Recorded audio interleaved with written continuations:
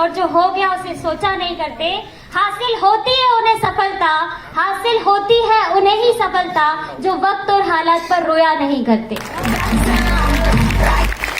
तो सबसे पहले थैंक यू कहना चाहूंगी ऑलमाइटी को, वेस्टीज मैनेजमेंट को, एनसीटी मैनेजमेंट को और मेरे मेंटोर को, मेरे स्पॉन्सर को, मेरे अपलाइन, मेरे ग्रेट फादर को, जिन्होंने मुझे ये प्लेटफॉर्म दिया जहाँ पे मैं अपने ड्रीम्स को पूरा कर रही हूँ। आज मुझे मौका मिला है मेरी जर्नी सुनाने का, बट मैं उससे पहले एक और जर्नी आपको सुनाना चाहती हूँ, एक स्टोरी सुनाना चाहती हूँ जिसने मुझे मेरी लाइफ में बहुत इंस्पायर किया है, 360 डिग्री पे चेंज किया है। तो क्या आप स्टोरी सुनने के लिए तैयार हैं? यस और नो? तो स्टोरी जो है बहुत ज्यादा इम्पोर्टेंट है मेरे लिए, बिकॉज आज जो कुछ भी मैं हूँ वो उस स्टोरी की वजह से हूँ। सो ये जो स्टोरी है वो एक गर्ल की है। ये जो स्टोरी मैं आज आपसे शेयर करूंगी वो एक ऐसी लड़की की है जिसके लिए उसके पेरेंट्स काफी सालों से वेट कर रहे थे कि उनके घर में एक नई मेहमान आए। सालों गुजर गए और 7वां साल आया जब उनके घर में गर्ल चाइल्ड आई। लोगों ने बहुत खुशी मनाई, फैमिली खुश थी, बहुत एंजॉय कर रही थी, सब कुछ बहुत अच्छा चल रहा था। जहां से भी लोग आते उसको खिलाते, उसके साथ एंजॉय करते और अपनी लाइफ को स्पेंड कर रहे थे। वक्त गुजरता जा रहा था, बहुत अच्छा लग रहा था, फैमिली एंजॉय कर रही थी। धीरे धीरे टाइम निकल रहा था और लगभग 1.5 साल हो गए, पता ही नहीं चला कि वो बेबी 1.5 साल की कैसे हो गई। बट सडन एक मूवमेंट आया, अचानक उसकी तबीयत खराब हुई और उसे तुरंत हॉस्पिटल लेकर गए। उसको हॉस्पिटलाइज किया गया और वहां पे डॉक्टर्स ने कहा कि सॉरी, बहुत मुश्किल है इसको बचाना। सो वो जो पेरेंट्स 7 साल से वेट कर रहे थे, उनको कुछ समझ में नहीं आ रहा था कि सब कुछ कैसे होगा। सो उन्होंने बहुत दुआएं करी और डॉक्टर के प्रयास से और उनकी दुआओं से उसकी जान बच गई। लेकिन एक प्रॉब्लम फिर क्रिएट हो गई कि उसको जो हीमोग्लोबिन है वो 3 और 4 रहने लगा। जब 3-4 हीमोग्लोबिन रहने लगा तो उसको बार बार ब्लड चढ़ने की जरूरत पड़ने लगी और ये सिलसिला चलने लगा। बार बार उसकी लाइफ में ब्लड चढ़ता, बार बार उसकी लाइफ में ब्लड चढ़ता। लगभग 16 साल ऐसे ही गुजर गए और जब ये सिचुएशन चल रही थी, मेडिसिन चल रही थी, तो कॉम्प्लिकेशंस और बढ़ते जा रहे थे। समझ में नहीं आ रहा था, पेरेंट्स को उससे देखते नहीं बन रहा था कि जिस उम्र में खिलौने होने चाहिए उस उम्र में इंजेक्शंस थे, जिस उम्र में स्कूल होना चाहिए था उस उम्र में हॉस्पिटल्स थे, जिस उम्र में सहेलियां होनी चाहिए थी उस उम्र में डॉक्टर्स थे और जिस उम्र में चॉकलेट्स होनी चाहिए थी उस उम्र में उसके पास मेडिसिन थी। तो लाइफ में इतना अजीब चल रहा था, किसी को अच्छा नहीं लग रहा था। सडन एक मूवमेंट और आया जब वो 14 साल की हुई और वो फिर से सीरियस हुई, उसको फिर हॉस्पिटलाइज किया गया और डॉक्टर ने कहा कि इसका कार्डियक एक्टिविटी जो है अब नॉर्मल हो गई है, इसका हार्ट इलार्ज हो गया है। पेरेंट्स को कुछ समझ नहीं आ रहा था, उन्होंने जहां बोला वहां उनको दिखाना शुरू करा, जो ट्रीटमेंट बोला वो कराना शुरू किया। बट कहते हैं ना कि उसके पास एक ही चीज थी, वो हिम्मत, और वो हिम्मत और वो दुआओं ने फिर काम किया। एक मिरेकल हुआ। उसके फादर को किसी ने सजेस्ट किया सप्लीमेंट्स। उन्होंने कहा कि आपने सब कुछ करके देख लिया, एक बार इन सप्लीमेंट्स पे भी भरोसा कर देखो। नॉनी स्पिरुलिना और गैनोडर्मा को खिलाना शुरू किए। 16 साल तक ब्लड चढ़ाना चलता रहा। 16 साल बाद जब उसे सप्लीमेंट देना शुरू करे, लगभग 7 सालों से वो सप्लीमेंट अभी भी ले रही है। बट माय डियर फ्रेंड्स, उसका रिजल्ट शेयर करना चाहूंगी कि जो प्रॉब्लम उसको पिछले 16 सालों से थी, उसने जब सप्लीमेंट लेना शुरू करे तो उसका हीमोग्लोबिन आज की डेट में पिछले 7 सालों से 12.5 है। जो कार्डियक एक्टिविटी अब नॉर्मल हो रही थी वो आज की डेट में सारी नॉर्मल, एक नॉर्मल लाइफ जी रही है। सो क्या उस लड़की से मिलना चाहेंगे? मिलना चाहेंगे? मिलना चाहेंगे? सो मैं उस लड़की से आपको मिलाना चाहूंगी and it is not working. So उस लड़की से आपको मिलाना चाहूंगी, उसका नाम है सोनम विश्वकर्मा, जो कि मैं अगर बात करूं अपनी जर्नी की तो जो बचपन है वो हॉस्पिटल्स में निकला है, आईसीयू में निकला है। सो लाइफ में सिर्फ एक ही चीज थी कि हिम्मत। अगर ऊपर वाले ने मुझे बचाया है तो कुछ सोच समझ के बचाया था, ड्रीम्स पूरे करने के लिए बचाया था। सो पढ़ाई कंप्लीट करी, ग्रेजुएशन कंप्लीट किया, मास्टर कंप्लीट किया और जॉब करना शुरू कर दी। बहुत कुछ अच्छा चल रहा था, लगभग 30,000 में सैलरी ले रही थी, मजा आ रहा था, क्योंकि भोपाल शहर में जो लोग एमबीए करते हैं उनकी सैलरी 10 से 15,000 रुपए महीने होती है। बट मुझे अगर 30,000 मिल रही थी तो मैं खुश थी और मैंने उसको एंजॉय कर रही थी। बट एक मोमेंट आया कि मुझे वेस्टीज का जो प्लेटफॉर्म है, बिजनेस प्लेटफॉर्म, उसे जानने का मौका मिला। मैंने ये सोच के ज्वाइन कर लिया कि 30,000 तो मिल ही रहे, अगर कुछ एक्स्ट्रा भी आ जाता है तो कोई बुरा नहीं है, क्योंकि जाना तो कुछ भी नहीं है। इस सोच के साथ वेस्टीज को मैंने स्टार्ट किया और 1 घंटा रोज वेस्टीज को कमिटमेंट के साथ देना स्टार्ट किया आफ्टर जॉब। और जब ये सिलसिला शुरू हुआ, फर्स्ट मंथ मेरा कोई पे आउट नहीं आया, क्योंकि बिजनेस कुछ भी समझ में नहीं आ रहा था। काम करती गई, क्योंकि कमिटमेंट किया था 1 घंटे रोज दूंगी, सो कमिटमेंट किया था, कंटिन्यू काम करती रही। और सेकंड मंथ आया, सेकंड मंथ का जो मेरा चेक था वो था 253 रुपीज का।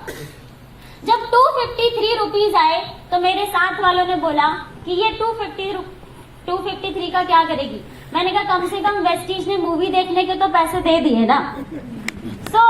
मैंने कहा अभी मुझे दिए सिर्फ, लेकिन अगले महीने से तुम सबको दिखाने के लिए भी देगी। जो थर्ड मंथ का चेक आया वो लगभग 1336 रुपए का था।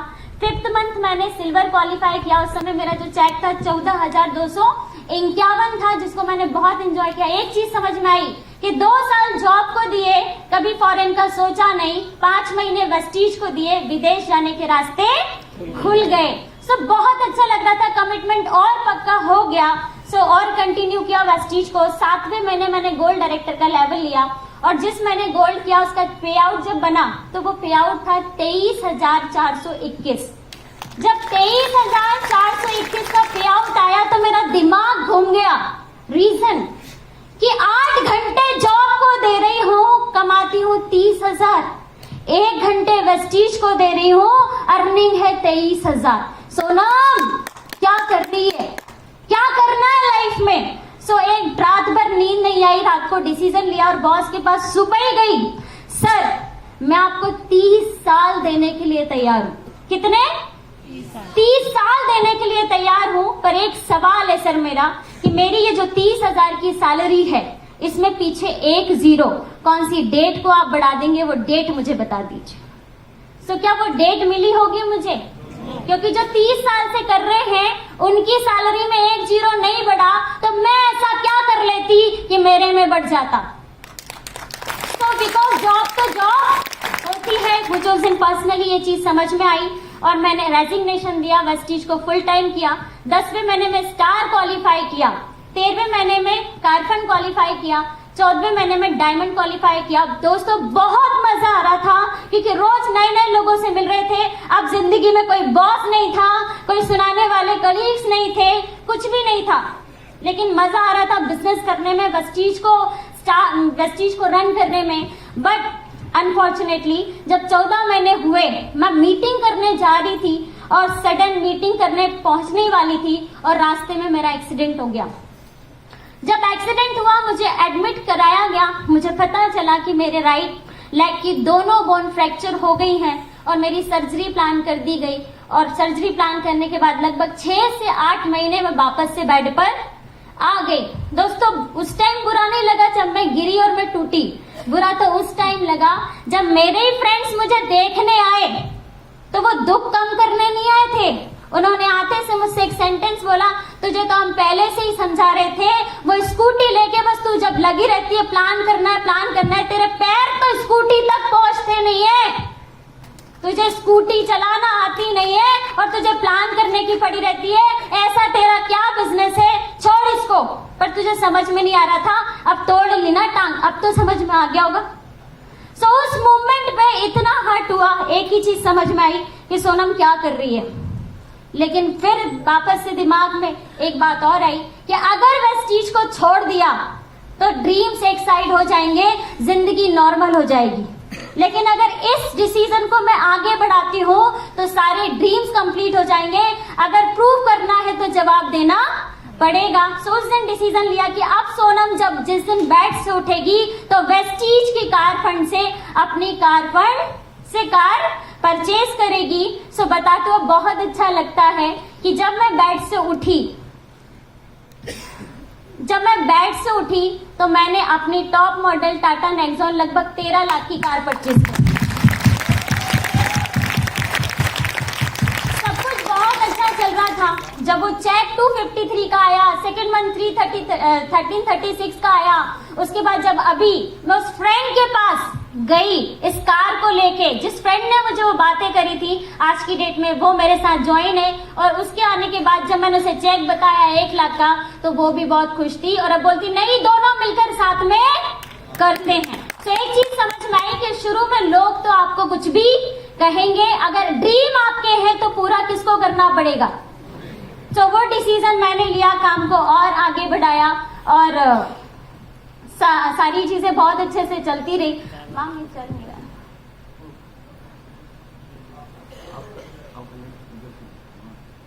ओके, सो सारी चीजें बहुत अच्छे से चलती रही, लेकिन फिर भी बहुत दिक्कतें आ रही थी। जब काम कर रही थी तो लोग कहते थे कि तुम फीमेल हो, तुमको ये काम सूट नहीं करता, तुमको घर देखना चाहिए, तुम्हारे लिए ऐसा नहीं वैसा नहीं। बट बताते हो बहुत अच्छी लगती है कि ये कार मेरे लिए बड़ी बात नहीं है, कार कोई भी ले सकता, पर मेरे लिए बड़ी बात यह है कि पूरे इंटायर खानदान में मैं पहली ऐसी लड़की हूं जिसने 13 लाख की कार परचेज की है। तो बहुत सारी फीमेल्स यहाँ पर बैठी हैं जिनको जब वो काम करती होंगी तो बहुत सारी बातें आती होंगी। सो उन लोगों को मैं कहना चाहूंगी कि जब कभी भी आपकी लाइफ में ऐसे मूवमेंट्स आए कि जब आपको लोग मना करें, आपसे लोग गलत बोले, आपको अपने आप में लगे कि नहीं मैं क्या कर रही हूँ, तो कुछ लाइन्स हैं जिनको मैं बार बार सुनती हूँ और जो मुझे हरदम इंस्पायर करती हैं। अगर आप भी सुनेंगे तो वो आपको भी इंस्पायर करेंगी। सो वो लाइन्स है कि मुझे वेस्टीज क्यों करना चाहिए। सो मैं कहती हूँ I want to be Vestigian because अपने अंदर के पैशन को बाहर निकालना है और शादी के बाद सिर्फ घर नहीं संभालना है। I want to be Vestigian because ये एक सोच है जो मेरे दिल को छुई है।